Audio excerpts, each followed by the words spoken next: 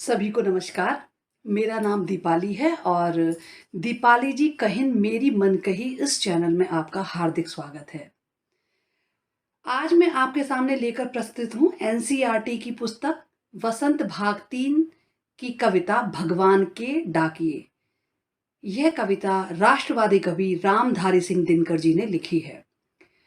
तो पाठ को आरंभ करने से पहले एक बार मैं आपको ध्यान दिला दूं, यदि आप इस चैनल पर नए हैं और आपने इस चैनल को सब्सक्राइब नहीं किया है तो कृपया सबसे पहले इस चैनल को सब्सक्राइब करें, लाइक शेयर कमेंट करें और हाँ, नोटिफिकेशन बटन दबाना ना भूलें, क्योंकि जैसे ही कोई नया वीडियो अपलोड होगा तो आपको तुरंत उसकी जानकारी मिल जाएगी।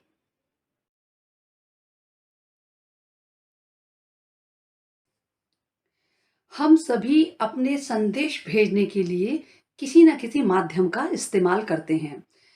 तो जब हम पत्र लिखते हैं तो हमें डाकघर की आवश्यकता होती है और डाकघर में जो पोस्टमैन होता है अर्थात डाकिया, वही हमारे संदेशों को एक स्थान से दूसरे स्थान पर पहुंचाता है। तो यहाँ पर कवि ने जो पक्षी और बादल हैं उनको डाकिये की संज्ञा दी है, अर्थात उन्होंने उनका मानवीकरण किया है। और ये किसके डाकियां हैं? डाकिया अर्थात संदेशवाहक, उन्हें उन्होंने ईश्वर का संदेशवाहक कहा है।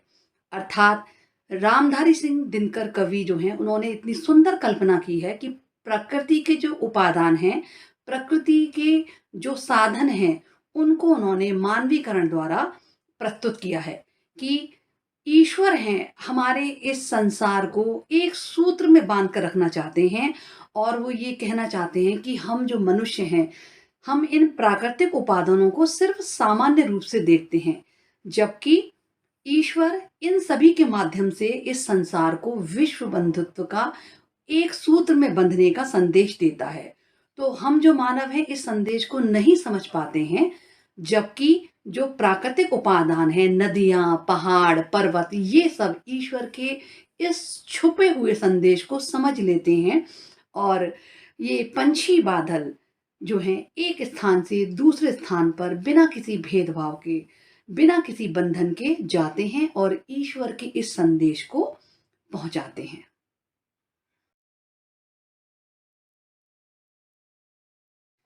कविता को आरंभ करने से पहले आइए हम इस कविता के कवि रामधारी सिंह दिनकर जी के बारे में जान लेते हैं। तो इस चित्र के माध्यम से आप देख सकते हैं कि ये रामधारी सिंह दिनकर जी का चित्र है।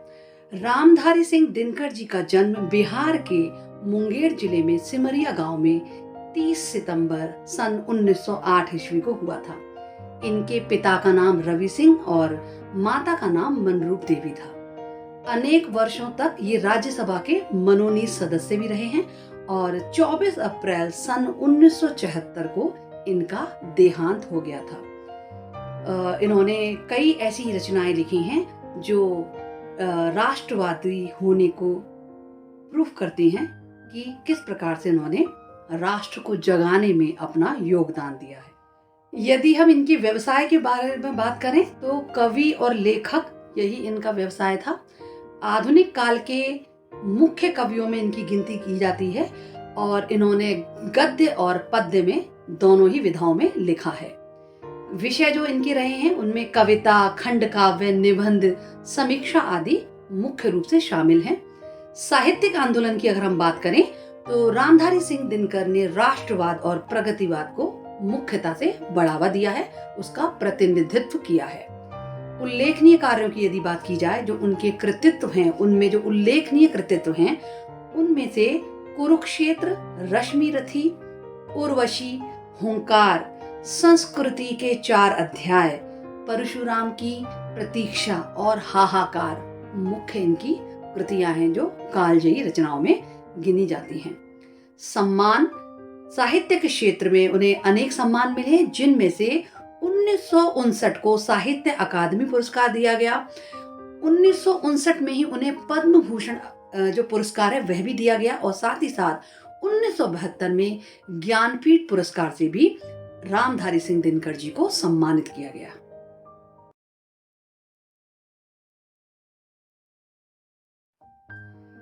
चलिए अब हम कविता का वाचन करते हैं। भगवान के डाकिए। पक्षी और बादल ये भगवान के डाकिए हैं। पक्षी और बादल ये भगवान के डाकिए हैं जो एक महादेश से दूसरे महादेश को जाते हैं। पक्षी और बादल ये भगवान के डाकिए हैं जो एक महादेश से दूसरे महादेश को जाते हैं। हम तो समझ नहीं पाते मगर इनकी लाई हुई चिट्ठियां पेड़ पौधे पानी और पहाड़ बांचते हैं। हम तो नहीं समझ पाते मगर उनकी लाई हुई चिट्ठियां पेड़ पौधे पानी और पहाड़ बांचते हैं। पक्षी और बादल भगवान के डाकिए हैं। हम तो केवल यही आंकते हैं कि एक देश की धरती दूसरे देश को सुगंध बेचती है। हम तो सिर्फ इतना ही आंकते हैं कि एक देश की धरती दूसरे देश को सुगंध भेजती है और वह सौरभ हवा में तैरते हुए पक्षियों की पांखों पर तिरता है। हम तो केवल यही आंकते हैं कि एक देश की धरती दूसरे देश को सुगंध भेजती है और वह सौरभ हवा में तैरता हुआ पक्षियों के पांखों पर तिरता है और एक देश का भाप दूसरे देश में वर्षा बनकर गिरता है और एक देश का भाप दूसरे देश में वर्षा बनकर गिरता है। पक्षी और बादल ये भगवान के डाकिए हैं। पक्षी और बादल ये भगवान के डाकिए हैं।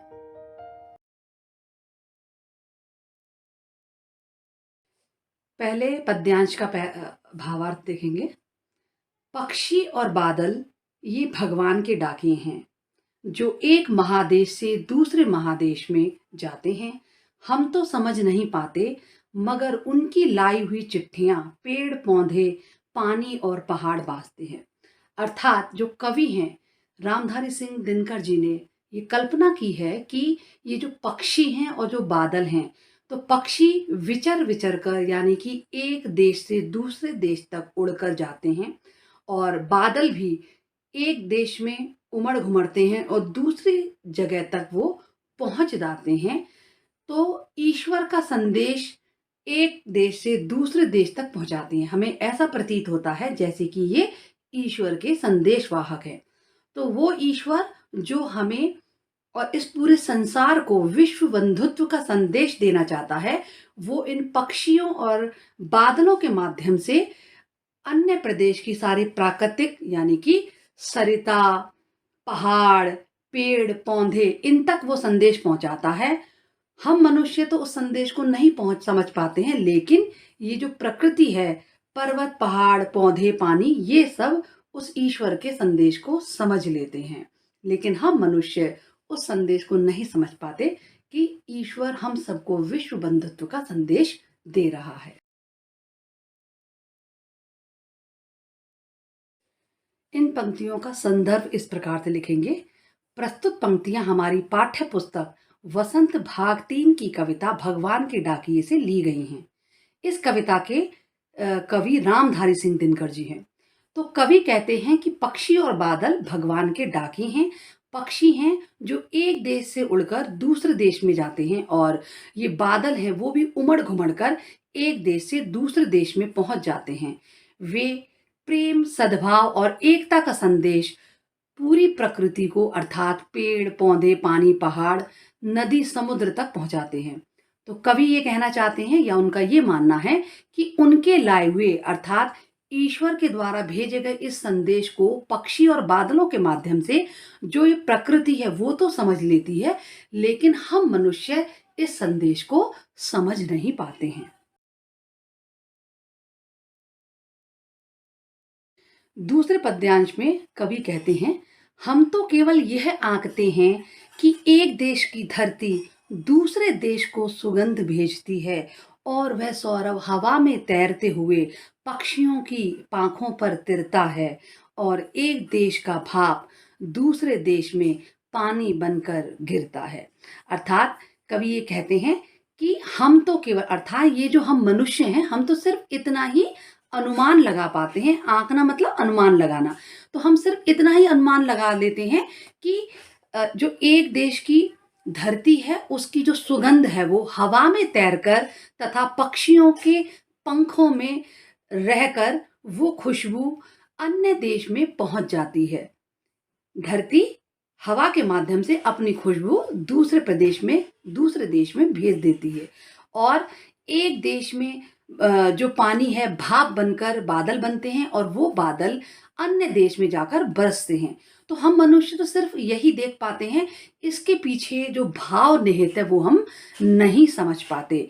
तो कवि जो है वो ये कहना चाहते हैं, जबकि इस माध्यम से ये जो प्रकृति है, जो पक्षी है, पानी है, बादल हैं, ये सब बिना भेदभाव के, बिना किसी बंधन के, बिना किसी सीमा रेखा के कहीं भी आ जा सकते हैं और पहुँच जाते हैं। सबको समान रूप से अपना जो भी प्यार है वो लुटाते हैं, अपना उपयोग करने के लिए उनको सम्मान देते हैं। लेकिन हम मनुष्य इस बात को नहीं समझ पाते। हम सिर्फ़ इतना ही देखते हैं कि एक देश की मिट्टी की खुशबू हवा के माध्यम से पक्षियों के पंखों में तैरकर दूसरे देश में चली जाती है और जो जल है वो बादल के माध्यम से दूसरे प्रदेश में जाकर गिर जाता है।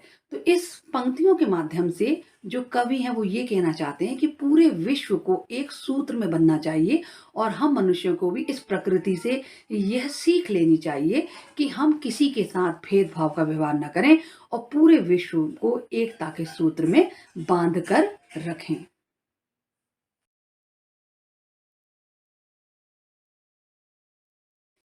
तो कवि कहते हैं कि प्रकृति स्वयं को सीमाओं के बंधन में नहीं बांधती है और एक देश तथा दूसरे देश के बीच में भेदभाव नहीं करती है।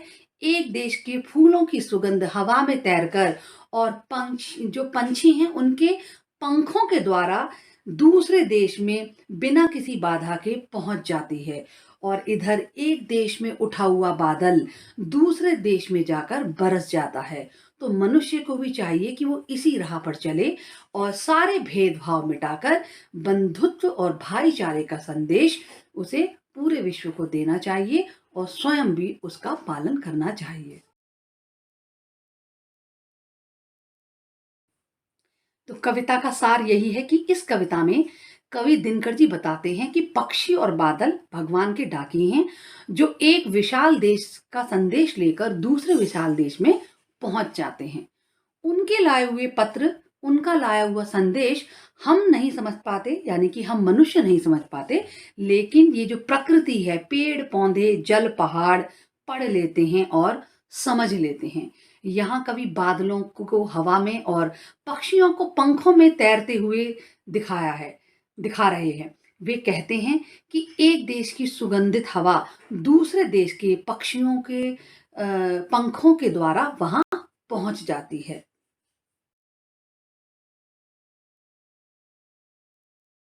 वे आगे कहते हैं कि इसी प्रकार बादलों के द्वारा एक देश का भाप दूसरे देश में वर्षा के रूप में गिरता है, वर्षा बनकर बरस जाता है।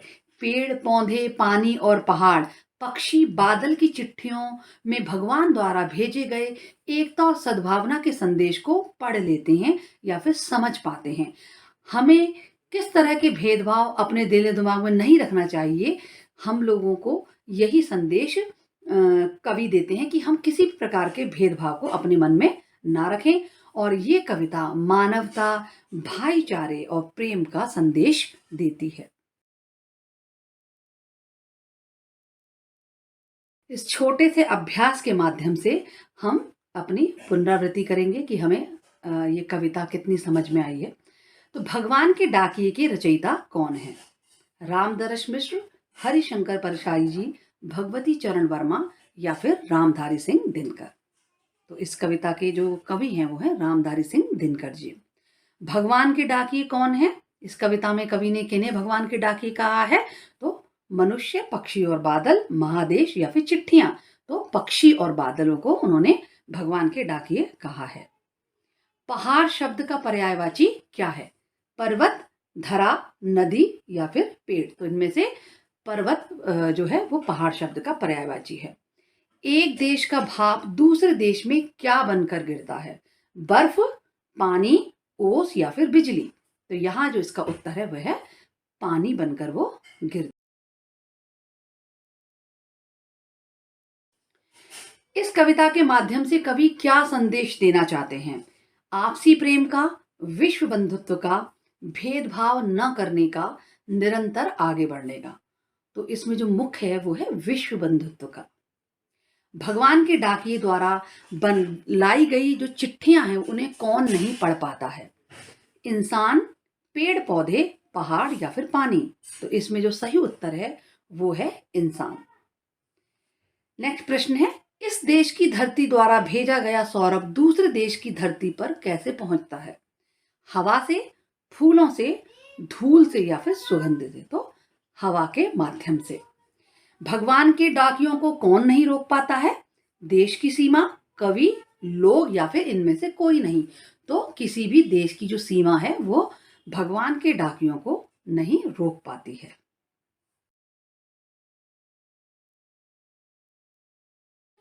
आप सभी को मेरे द्वारा पढ़ाए गए, समझाए गए अध्याय अवश्य ही समझ में आ रहे होंगे। यदि आपकी कोई विशेष पसंद है या इच्छा है तो आप कमेंट बॉक्स में लिखकर मुझे बता सकते हैं। तो आने वाले समय में मैं कोशिश करूँगी कि उन विषयों पर भी अपने वीडियो बनाऊँ। तो इस चैनल को लाइक, सब्सक्राइब ज़रूर कीजिएगा। इसी प्रकार से अपना प्यार बनाए रखिएगा, स्वस्थ रहिए, सुरक्षित रखिए और ध्यान लगाकर पढ़िए।